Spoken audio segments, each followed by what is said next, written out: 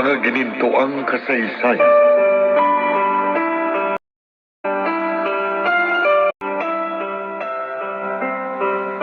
Nasaan ang lolo ko?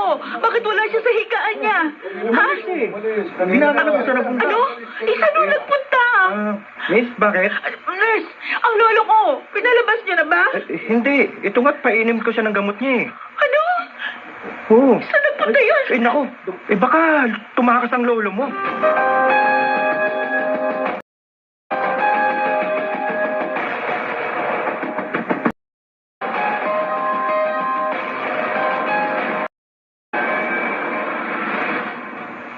Bakit naman gagawin ni lolo yun? Yun nga, hindi ko maintindihan, kuya. Kung bakit nagawa niyang tumakas sa ospital. Hindi kaya nainip siya? Ewan ko. Mabuti pa, hanapin na lang natin siya. Alam na ba ito ni Inay?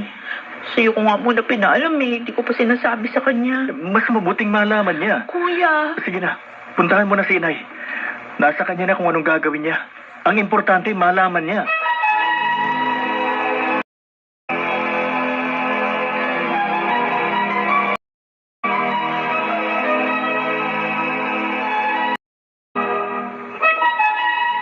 Ano ngayon kung nawawala siya? Huh? Wala akong pakialam. Inay. Hanapin niyo siya kung gusto mo. Hindi ko kayo pipigilan. Pero ito lang ang tandaan mo, ha? Huwag na huwag mo siyang dadalhin dito sa bahay. Dahil hindi ko siya tatanggapin. Pero Nay, may sakit si Lolo. Hindi ba kayo nag-aalala sa kanya? Siya may gusto nun. Maganda lang kalagayan niya sa ospital na yun. Bakit siya umalis? Para ano? Hanapin siya? Joanna, nagpapapansin lang yon. Kayong bahala. Pero sana naman, Nay, pag nakita ko si Lolo, payagan niyo kung alagaan siya dito sa bahay. Ayoko! Ah, Paano kung mahawa tayo? May TV ang lolo mo. Tatanggapin ko lang siya sa pamamahay na ito. Pagpatay na siya.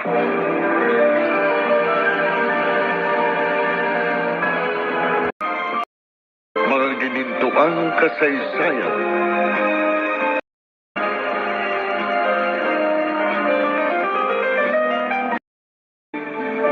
wala. Talagang hindi ko makita si Lolo. Kung saan-saan na ako pumunta, pero hindi ko pa rin makita. Kahit nga doon sa may harap ng simbahan, wala din. Ay, ayun na, umulan na. Paano na to? Wala pa naman akong dalang payong. Ayun, doon sa waiting shed na yun, doon ako sisilong. Ayan, nakasilong na ako. Hihintayin ko na lang tumila ang ulan. Tsaka ko uli hahanapin si Lolo. Hindi ako uuwi sa bahay hanggat hindi ko siya nakikita.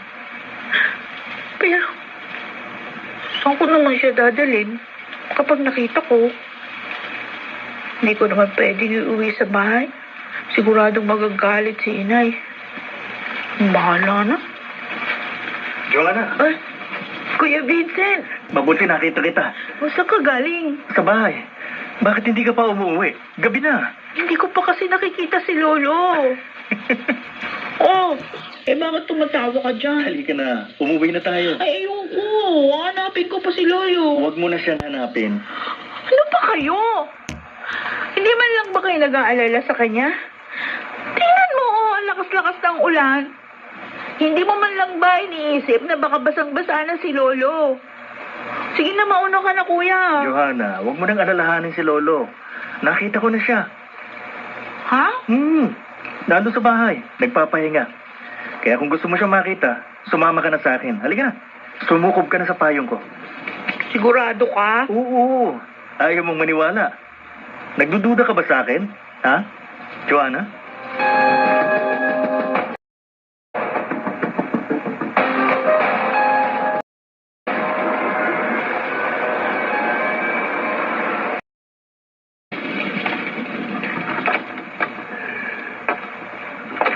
Vanessa, Lasing ka na naman? Hindi ka ba nagsasawa? Ha? Talaga bang walang yakap. Sinampal mo akong hayop ka? Masayop ka. Dahil hindi mo na iginalang ang aking ina. Bakit? Magtatanong ka pa. Nagsumbong siya sa akin at hindi ko gusto ang ginawa mo. Inalipusta mo kaming dalawa. Oh, yun ba? Nasasaktan kayo? Bakit? Sagutin mo nga ako. Mali ba ang sinabi ko? Ha? Totoo naman ah. Kulang pa nga akong tutusin dahil hindi ko naidagdag na mga palamunin lang kayo. Ba't talaga? Oh, sige. Sige. Saktan mo uli ako. Nang pasabugin ko yung baon ng ulo mo. Sige! Kesa bitiwan mong baril na yan. Huh, bakit? Natatakot ka? Ha, Amado? Hindi mo nga ako lubusang kilala. Hindi mo ako pwedeng saktan ng basta-basta lang. Dahil kapag napuno ako, tandaan mo, pare-pareho kayong pupulutin sa basurahan. Kayo ng iyong ina!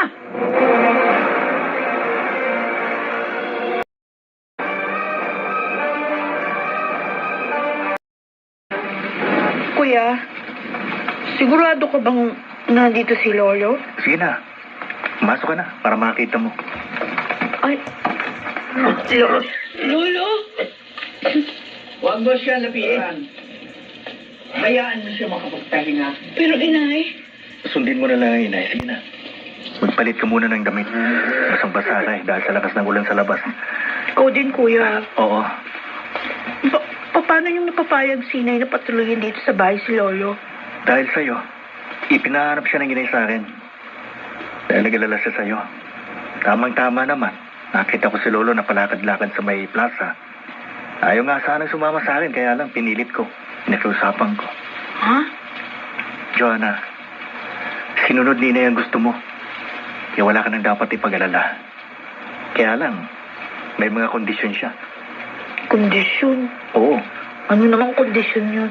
hindi siya pwedeng sumabay sa atin sa pagkain. Hindi rin siya pwedeng lumabas ng kwarto. At higit sa lahat, iwasan daw natin na lumapit sa kanya. Ano? Sundin na muna natin si Inay. Kung gusto mong manatili dito sa bahay, si Lolo.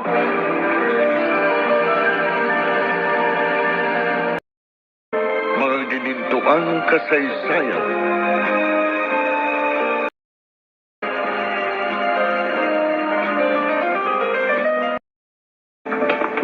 Joanna, Oh, saan mo dadali ng mga pagkain na yan? kay Lolo ho, Inay.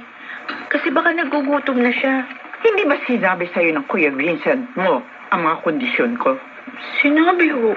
Kaya lang, Kung ganon, balik mo yan sa kusina. Inay. Ibalik mo! Hayaan mo maggutom ang lolo mo. At ayokong lumalapit ka sa kanya. Dahil baka mahawa ka. Ay, Magkasakit tayo pare-pareho. Oh, ano pa tinatayo-tayo mo dyan? Balik mo na yan sa kusina. Kilos na! oo. Tama lang gawin ko ito. Para mas lalo niya maramdaman ang bigat ng kasalanan ginawa niya sa amin, Inay. At gusto kong makita kung papaano siya magdusa.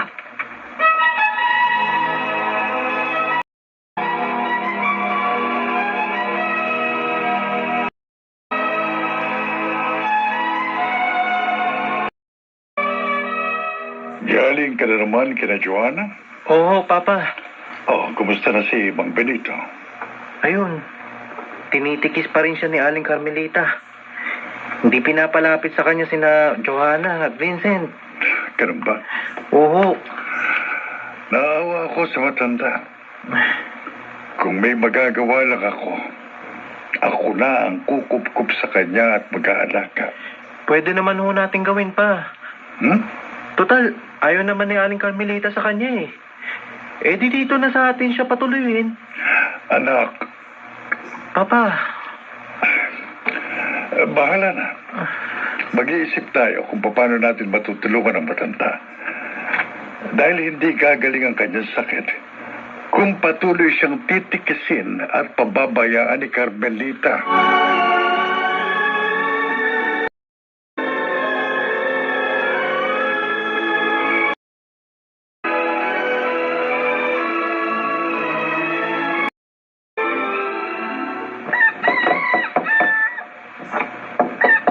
Sandali lang. Hi, Amado. Halika, Rodrigo. Pasok, pasok. Odessa. Sige, sige. Teka. Sino siya? Ah, sorry. Nakalimutan ko palang ipakilala. Si Drigo. Ang bago kong boyfriend.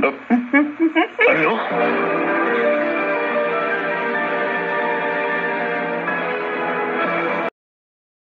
Ano ang gagawin ni Amado sa pagkakataong yun? Si Carmelita, kailan naman kaya niya mapapatawad ang kanyang ama?